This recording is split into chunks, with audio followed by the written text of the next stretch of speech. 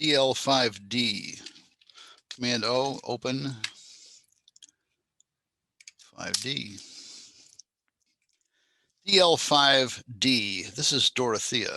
I never met Dorothea. I retouched her photo for her funeral program. I used to do a lot of funeral programs, and over the course of years, I retouched thousands of photos. I did them all on the computer, but I did them with the experience that I learned by using an airbrush on actual photographs. So the technique is very similar. Most of the tools in Photoshop imitate real-world tools and techniques. So I'm going to start by making this a smart object, filter, convert for smart filters, and that means that I could now use smart filters on it with masking. I'm going to need a mask for her. I think the first thing we're going to retouch is the background. So I'll use the quick select tool and see how well I can grab her. In the lighter areas where it's more similar to the background, it's a little harder. I'm going to include this shadow as part of her because I don't want to damage that shadow when I'm doing the background.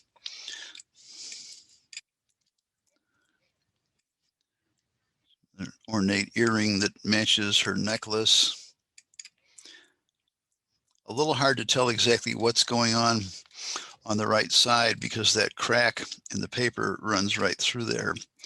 But I'm going to assume, hold the shift key to add to the selection, that there's something here that I ought to add in. I'm not really sure if that's just part of the hole in the paper or not.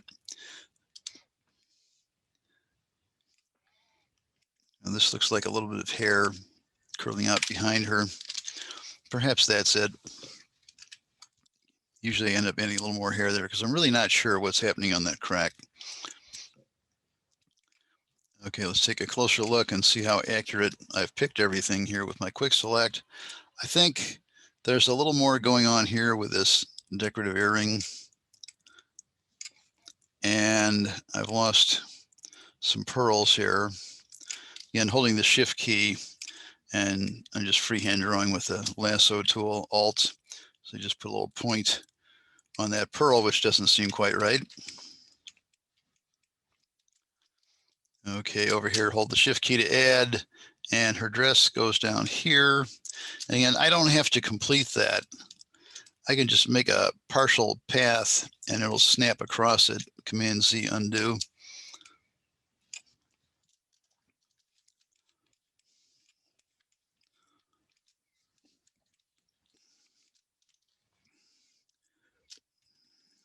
And Alt to subtract from a selection. It appears her dress goes down here somewhere. Again, it's really hard to tell with the quality of the image.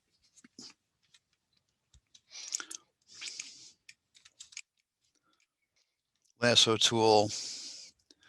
Let's try the magnetic lasso tool. Alt to subtract from the selection. I'm going to start up here somewhere, come down to her shoulder, and then without holding the mouse button, just drag the mouse down to about there, double click up here, and that will subtract that from that selection. Shift function key 6, feather. I'm going to go with about a 2 pixel feather on this, I think. I'm going to add a mask right now so I don't forget that. But I don't want to mask off all of that because I'm not painting the whole background in. I'll add a layer and move the mask up to here. I want to quickly Command-Shift-I, go check the resolution of this, which should be, no resamples, 200 pixels per inch at about 5 by 7, 5.5 by 6.7 or so. Check the assignment, says somewhere between 5 by 6 and 6.7 at 200 pixels per inch. So I'm in the right area, and I might end up cropping this or something because the edges are rough. Okay, how do I paint the background in? I can paint it on this layer.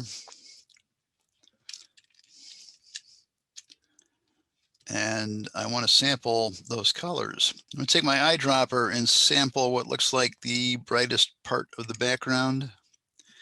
Hold the Alt key and sample the darkest part of the background.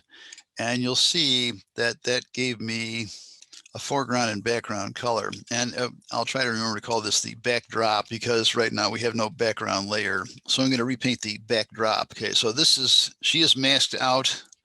And if I paint across here with a paintbrush, First of all, make sure when you're painting a layer that you've got the layer selected. Make sure that when you're painting on a mask, you've got the mask selected.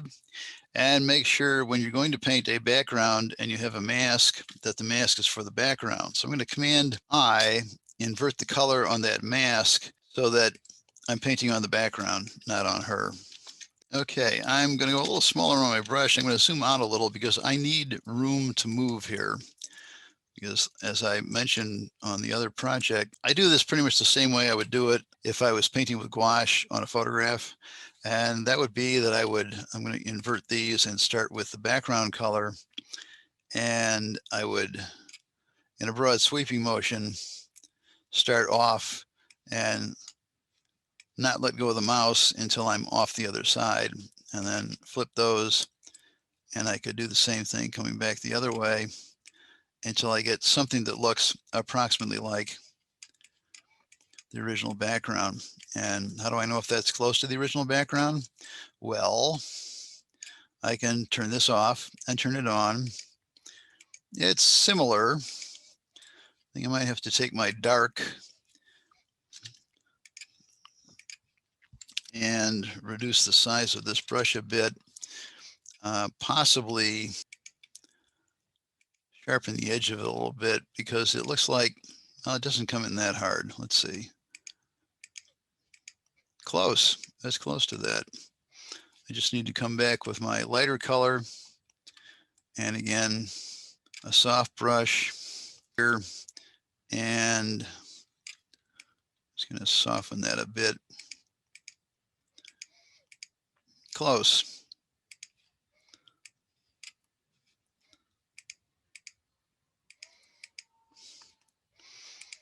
All right, one more time with this one with low opacity and a bit large. I want to just come in gently like that and see if that isn't closer to the original. That's not bad. If you work on that, perhaps you could come closer.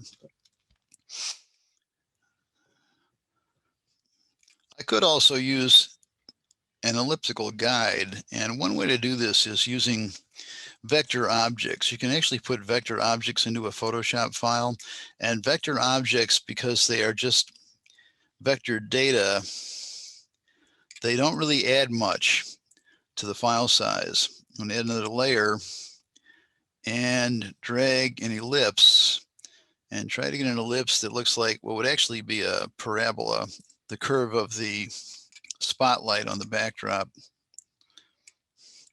You see I can move this thing around.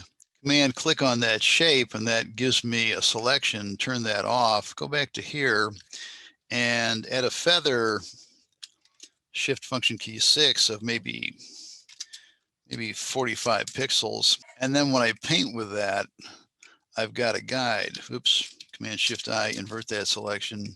I've got a guide so I can follow that ellipse. How does that look? It's not bad. So the background is basically done. Oh, well, let's see. I could get rid of some of the staining and what they call a foxing, which is like fungus or something growing on the photographic print. Just paint out that background there. Okay, so how's that? What do you think? Is that better? Right now, I'm going to select the shadow.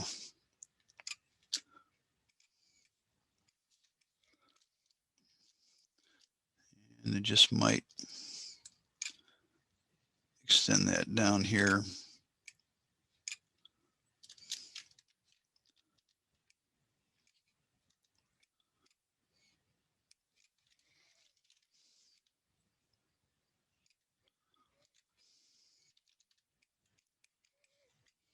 Okay, I've painted out my shadow and I want to get it back in. And what I want to do is on this mask, add this shadow area back in.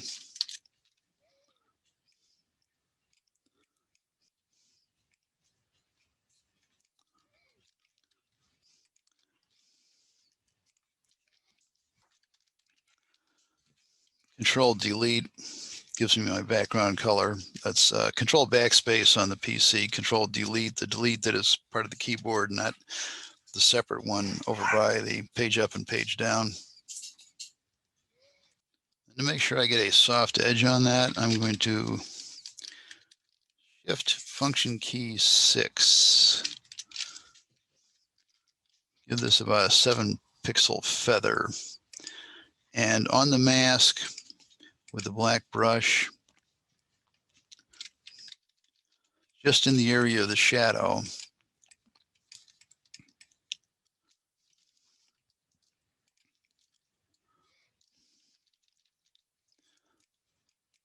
I want to paint a little more black in there so that it spills in. Actually, I'm going to go heavy on that. So that it spills past the selection so that I get a soft edge. You see how far out that goes. Let's shift function key 15.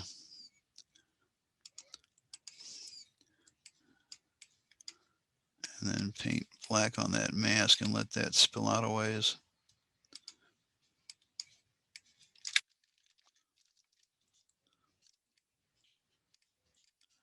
Just where the shadow is.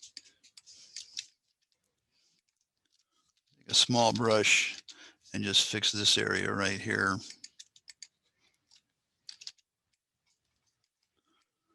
Where the shadow should go that way.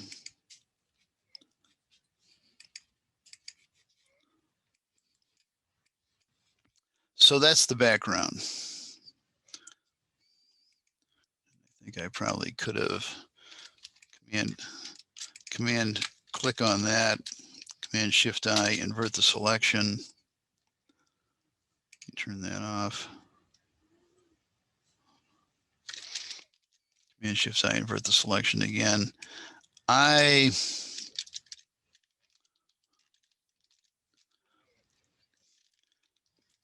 shift function key 6, 30 pixel, and I just want to put a little more of the light color in there on the background layer.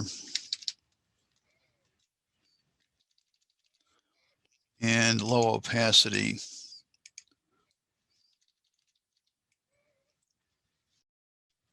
And shift I, feather that 45 perhaps, and then go in with the darker color.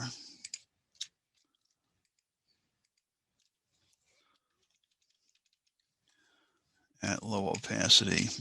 So I just want to spill a little more into there. Take the darker color again.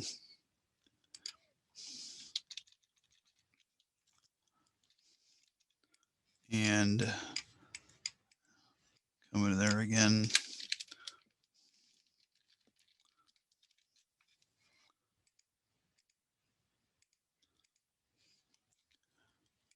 Freehand-it.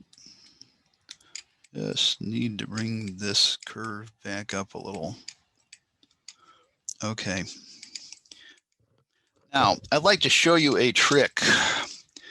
You can see I'm painting smooth tones in, and yet my picture has a texture to it because it's from a silver print, which has a grain to it.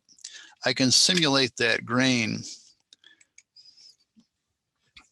and I'll do this as a destructive edit. I could convert that for smart filters, but it will cost me the mask. So I'm going to add noise.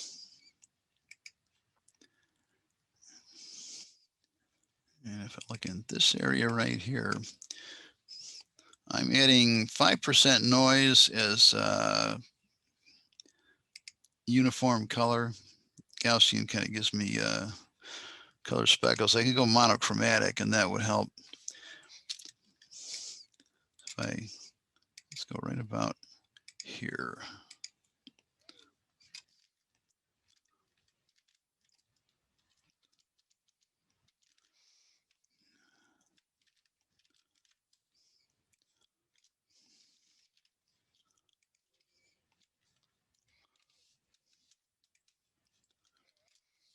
Okay, that's a bit heavy. I'm just going to go 4% monochromatic because I believe 3%, that gives a texture similar to the texture of the photo, so it doesn't look like I painted in a background, even though I painted in a background. For the rest of this, it's simply retouching, and again, non-destructively, add a new layer, and with the Smart Healing brush or the clone tool,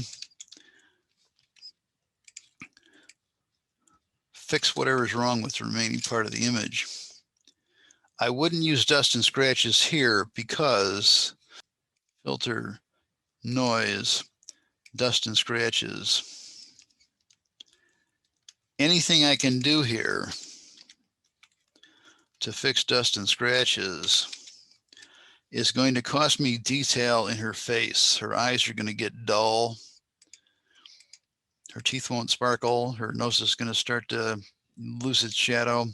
The hair now has no texture or color to it. No individual hairs. Not that it was that sharp a photo anyway. So you can't do dust and scratches to repair a face generally without losing all kinds of detail. Command Z, undo that.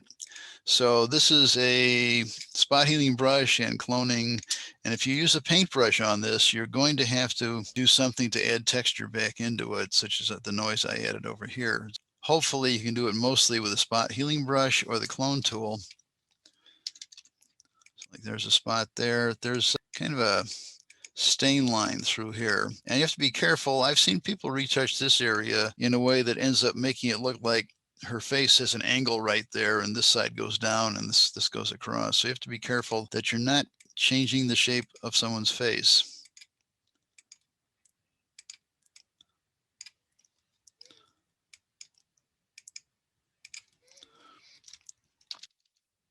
And there's a lot of little damage, crack problems, wrinkle problems in here.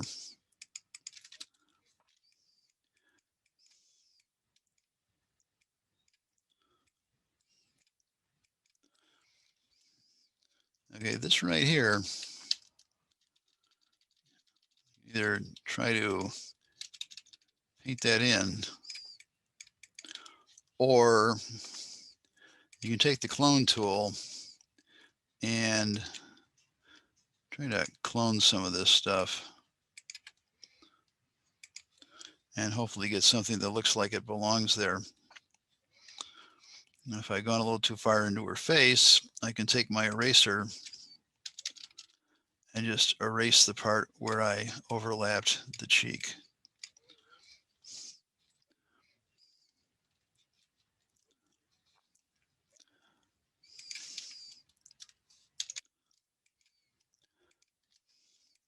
Could try zipping a straight line there, but that didn't actually work that well because it's copying something from some other part of the image. You can take the clone tool, and if you see some texture there, you can clone parallel to the texture.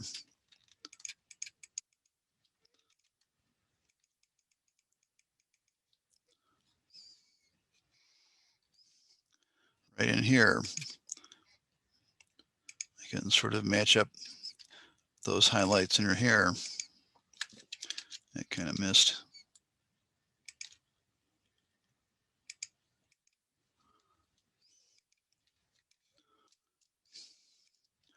Little crack, little crack. There's a lot of other artifacts in here, but I think they'll disappear when we finish doing a few other things.